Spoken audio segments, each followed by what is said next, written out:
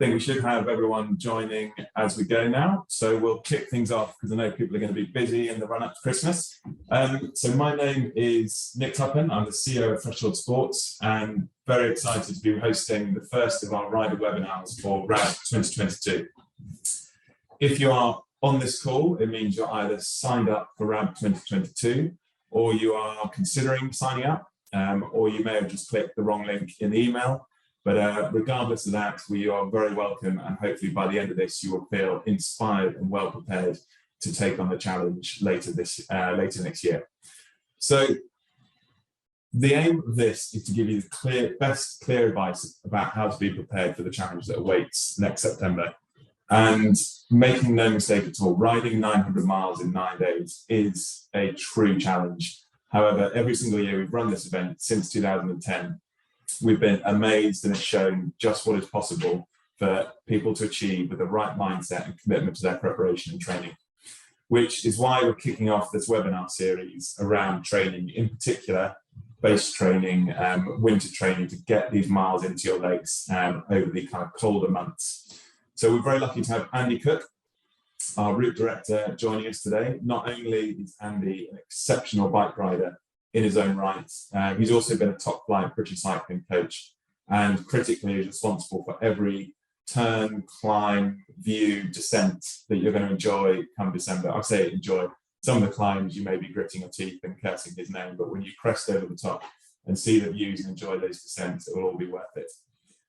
But more than just that experience that Andy brings from the training and route perspective, him and his team of chaperones embody the whole spirit of the ride.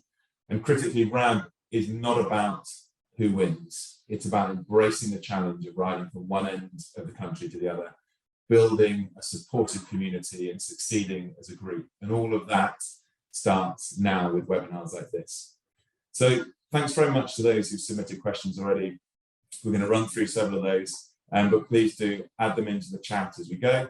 But Andy, to kick things off, I thought it'd be worth you just giving an overview about the training plans and explain why we split them into different levels.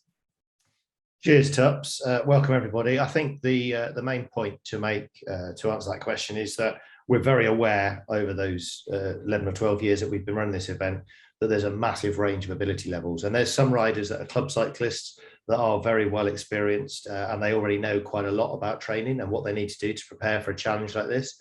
But equally, we have riders who take up this challenge who perhaps only just get their bikes out soon, not soon before the event, but actually they don't do the preparation, or they haven't got the background and the experience in the sport. So and there's those that are in between. So it's quite interesting for us. We're aware that if you made it too technical, some of those novice type riders would struggle, and equally if you just made it all very base stuff, then obviously some of the people that had a bit of experience would struggle. So that's the main reason we try to have the 3 levels of training plans. And going into the actual training plans, which people have hopefully had a chance to look at already and brought questions along, it talks about tempo sessions, interval rides, and kind of different speeds and kind of focuses throughout the program. So why in particular is that important, regardless of the level of experience people have already? So I think there's a very old adage. There was a very famous Italian cyclist back from way back who was asked 3 bits of advice he'd give a cyclist, an aspiring cyclist. And he said, number 1 was ride a bike, number 2 is ride a bike, number 3 is ride a bike. It's quite a famous quote that's trotted out time after time, including by myself. But I think the key thing is that you do need to practice what you're doing. What we've tried to do with those different intensity levels is make people understand that the old way of just going out and riding your bike at one speed is great for riding your bike at one speed, but actually there are going to be times when you get a far greater return from doing some more high intensity workouts, and so therefore mixing up your training it makes a massive difference. The days of just going out and just riding for hours on end in miserable cold weather, I mean, it's barely above freezing today, that's going to take some motivation to do that. But if you can spend an hour or so at a higher intensity perhaps indoors, then you'll get a better return. So that's kind of where we're at with that. Now, I can definitely attest to that, having trained for this event before, having a bit of variety in the training plan just hours and hours in the saddle is pretty hard going, even if you get into groups and things like that. You know, over 9 days of 100 miles each day, breaking the challenge down into its daily components and then even into each of the stages between pit stops makes a massive difference. And just look at it in those small chunks and ride, and even climbs. You know, it's very easy to set off too hard. Most people do it. Most people who ride these types of challenges, they get wrapped up in riding too hard, because they just get carried along with the buzz of the whole event, and of course that's inevitable, and it still continues to happen. But it's really important to try and maintain a level of as I said earlier, that you can sustain, a level of intensity that you can sustain throughout the whole challenge. That's the important aspect. That's so, talking about some of the physiological stuff without getting into too much of the technical side of it. I remember your advice to me. So my tendency was, you know, 2 young kids, limited time, I try and run out the door, ride as hard as I could to be as tired as possible by the time I got back after an hour. And, you know, your advice around that was actually the lower intensity, build the base and get your body able to function at the kind of pace you're going to be riding during the ride itself. That was a change of mentality for me, where I was like maximum discomfort in what time is available. But it doesn't sound like that's necessarily the best approach. I think the key thing is that you know, we're all competitive by nature. We all want to try and go as hard as we can, and we come from perhaps a background where no pain, no gain is sort of a mantra that's sort of you know, said many times. And the reality, as you've just pointed out, is quite the opposite. And hare and tortoise springs to mind. You'll actually find that and without, as you say, without getting technical, it's about the energy systems you're using. And so if you're riding at intensity that's too hard, you will be using glycogen and carbohydrate, and there's only so much of that you can store in your body.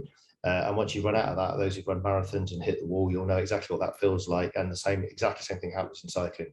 So if you ride at intensity that's too hard, you will suddenly be completely empty and you'll be trying to ride along. There's a very good example of that in RAB 2013, 14, I can't remember what year it was, but Danny Grewcock, you know, England prop forward or whatever he was, you know, massive giant of a man, played at the very highest level. And there's a very good video of him trying to open a flapjack bar in outside one of the pit stops at Lancaster University, and he just couldn't open it because he was absolutely shot to bits. And that's because he was empty and he'd run out of glycogen. And you will carry on riding all day long, but you'll ride at a very uncomfortable and enjoyable pace. And the other phrase I often use is that I want, by training properly and preparing properly, you will enjoy rather than endure the event. And you know, that makes a massive difference if you can go out there safe in the knowledge that you are going to be able to ride through each day, every day, having prepared properly. And you talked a minute ago about the preparation, and it's the same as any endurance sport: rowing, running, swimming. You build a base and it's a pyramid, and once you've got the base built, you can then start to do the top end work on top of that. I think what has been demonstrated many times to us before is people that switch over from other sports, be endurance-based sports. You know, rowers particularly are excellent, and if people come across from other sports and they've got a good cardiovascular system already developed, then really the training technique that, you know, won't take long. I would not be too worried if someone's running a half marathon and they're training for that, then they're training their bodies. Of course, if you can get some bike rides in as well whilst you're doing that, depending on family commitments, work commitments, etc., then that would be brilliant. But then once you've got the half marathon out of the way, if you can then start to I've just said don't play catch up, but you can almost play catch up on the technique parts and getting out on the ride, because you'll already be part way there in terms of the base that you've built up in terms of cardiovascular stuff. I think once again, it's another great area that people need to be aware of and focus on. And you know, I'm a terrible old-fashioned traditional cyclist who did exactly what I just said we shouldn't all be thinking about, and that is ride your bike, ride your bike, ride your bike. And I'm the worst person to ask for that sort of advice. But as a coach, it's kind of do as I say, not as I do. But you just highlighted it. You know, stretching, lower back stretches. Other events or other activities that complement that. Swimming particularly, of course, is vitally important. So any sort of yoga, Pilates sessions that you can enroll on to help you with an overall fitness. Core stability is vitally important. So people in the past have gone and done strength and conditioning courses, done some weights, but what you'll find with cyclists is often it'll be sort of lots of light weights but repetition. So it's important to get a good strength and conditioning coach, explain what it is you're doing, make sure that you are very, very clear on your history of any injuries, particularly lower back area, because you've got a lot of strain on your back when you're doing these things. And what we do find, of course, when we're at the event, and I've noticed in the chat bar, there's people talking about the massages. There are sports therapists at the end of each day who are able to deal with niggles, but what they often end up dealing with, of course, is niggles that have come about because people haven't followed a stretching regime, as you've just alluded to, Nick, yourself. So I think it's really important that you do bear in mind an overall fitness program and not just riding the bike. And as I said, yoga, Pilates, any of those types of things would be really useful. There's a couple of things I would say first and foremost. One is riding somewhere. Excuse me, riding somewhere. As a place to place makes a massive difference. If you've got to get up and there's no real plan other than you've got to do 6 hours or whatever it might be, that's really tricky. I find that tricky to motivate myself. But if I'm riding to Auntie Marion's because we've got Christmas tea there or whatever, that's kind of, it's a simple way of overcoming. I haven't got an Auntie Marion, by the way, but that's just a simple way of getting to wherever you want to get to and adding a few miles in. So there's ways to do that sort of thing and still stay involved with the family stuff. But the other thing that works is to get to, and I know that the Facebook group is working well, social media groups are working well, to join groups and to try and get some people that live around you to meet up. It's much, much easier if you know that you've made a commitment to meet some guys and gals to go out for a ride together, whatever that ride might be. And I think that makes a massive difference, as I say. And perhaps not all are as welcome as they could be, but lots are. Join a cycling club. Cycling clubs are all out there, and the cycling clubs generally, if they're a good cycling club, they will welcome you in and they will help you immeasurably in terms of all of the advice we're giving you here. I mean, that's what it's all based on, and they will sort of strengthen a lot of the messages that you're hearing today. So those are the three things I think that help with motivation, particularly. It is absolutely worth investing in a top quality rain jacket, without a doubt. You should always have a jacket in your back pocket because you never know what's going to happen. It is the UK after all. And if you have to stop to, mechanical, mend a puncture and it's cold, wind chill can have a big impact. So just to be able to put a jacket on, I would always, even in the summer, I was taught this when I was a young lad starting cycling, you should always go out with a base layer on. I mean, it will wick perspiration away from your body. And equally, you're not going to, because you're going to be competent by then. But should you have a slide, fall off, then the two bits of material rub against each other. Now we're going to talk about equipment more detail in another forum. But those to make sure you're properly attired to go out and ride in that sort of weather. Overshoes. Always make sure your knees are covered. The knee joint's a very important joint. You need to make sure muscles work far better when they're warm. So don't be tempted to go out, in shorts when the weather's cold and miserable. It's really important. If you feel like staying inside instead, then by all means do that. Wind is another one that's interesting. I do think you should be practicing these things because RAB, we've seen all sorts of conditions in RAB. We've had some amazingly hot days this year through to really, really ridiculously cold, rainy, windy days. So, it's very important that you practice. We do get people who only go out in good weather because they assume it's going to be good weather when they're at the event, and then they get completely caught out. They're not dressed appropriately. They've never practiced it. So it's very important. And one of the things about wind, of course, is if gateways, wind suddenly from a side, go past a gateway and the wind suddenly hits you. So being very relaxed on your bike and being able to bend your arms like they're shock absorbers is another thing that's it's an important thing to bear in mind. So I would always say, don't be scared of bad conditions. There's another old famous saying that there's no such thing as bad conditions, just bad clothing choice.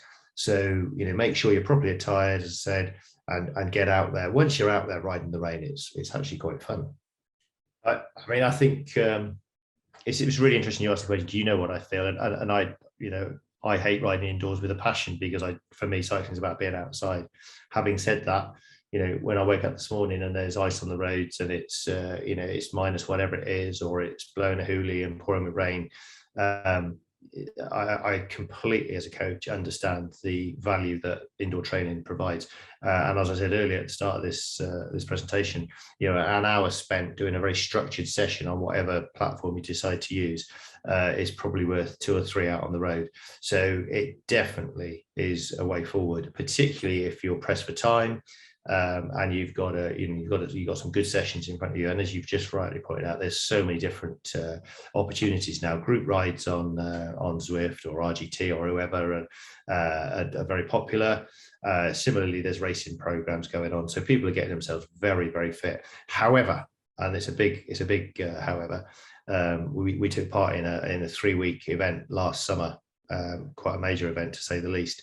And one of the guys had done all of his training indoors, and the other guys were scared witless of this guy, because on paper his numbers were incredible. What this guy couldn't do, though, when he actually came to ride this event, was go downhill. He couldn't go around corners. He couldn't ride in the rain. And so, whilst it has its place, and I absolutely, as I've just admitted or acknowledged, has its place and is very, very valuable, you do need to get out on the road as well. And I think overall, I would say a mixture of the two, but there will be a predominance in the winter months, of course, of indoor riding. And there is a group of round Zwifters, and we're just putting together some information and overview for people to send around. So it's a kind of parallel group. So we don't run that ourselves, but there's a brilliant group of people who have gathered that team together. So we'll be sending around more information about how you can join up with those guys. And that for some of you might be a brilliant addition, kind of enhancement to your training. But yeah, I can't kind of re-stress Andy's point. The event is not virtual. So your actual bike handling ability and confidence in weather, confidence on the downhills, all of that kind of stuff can only be honed on the road. So like I say, the hybrid of the two can be really good.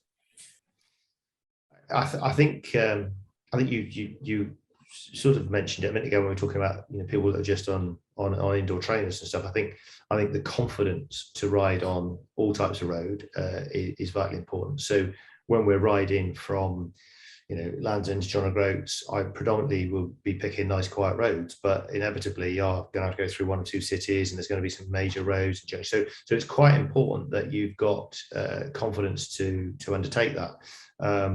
But then once you're with a group and learning to ride in a group, there's a whole load, as you said, we'll come onto it in a different forum, but there's a whole lot of riding etiquette that you can undertake to make it easier, and particularly when you're riding a group, you save 30% of the energy if you're sat behind someone, which means then hopefully you can do your bit when they're tired. But there's some real skills involved with that, in terms of riding too hard or too fast, or riding with the right caliber of person that's going to be more suited to your ability level. And that is an art in its own, in itself, is making sure that you get the groups right, which is, as you alluded to earlier, why the chaperones are there to help that process along.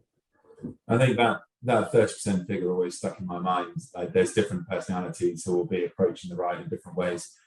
Some people will be very kit focused and making sure they've got the absolute lightest weights and things like that.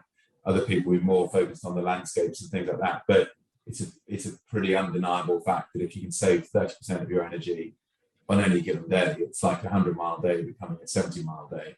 And if you're nervous about the ride and completing it, then that is probably the most effective kind of upgrade in skill or bike or anything you can do. If you can get confident riding in a group, you're effectively knocking 30% off each day than if you're going to go out there and try and ride it. So I think we'll probably wrap it up there. Lots of information in there, and hopefully it's been useful for those people who've dialed in. Like I said, you can communicate and ask questions from us, whenever you want, however you want. So hopefully that's answered quite a lot of those general questions. But if you've got specifics, then let us know, and we're always more than happy to chat through and give you some guidance. So if you signed up, best of luck with the next phase of training. If you haven't signed up, now's probably the time to get onto it. We're down to our final tranche of places. In January is usually the time that people kind of put down the knife and fork at the Christmas dinner and realise they need to sign up for something to get them motivated for the next year. So yeah, we're going to be down to our last place in January, so now it's time to get in. The next webinars will be published, but we're going to be talking about the Zwift side of things, the Zwift Club, what bike and bike fit, things like that, nutrition, base camp life, training, and group riding as well. So we'll try and have those in the run up to the event. But as always, you can ask your stuff outside of the trip, outside of those kind of standard headings. So yeah, all that's left to say is wish you all a very, very happy Christmas. Thanks, Andy. Great to have you with us. Thanks to the guys as well, Tara and Lydia, who've been helping out in the background and getting us all set up. Yeah, best of luck with the training. Stay healthy, dodge the COVID, and yeah, really looking forward to seeing everyone come September. So yeah, have a good one, and we'll speak soon. Thanks a lot.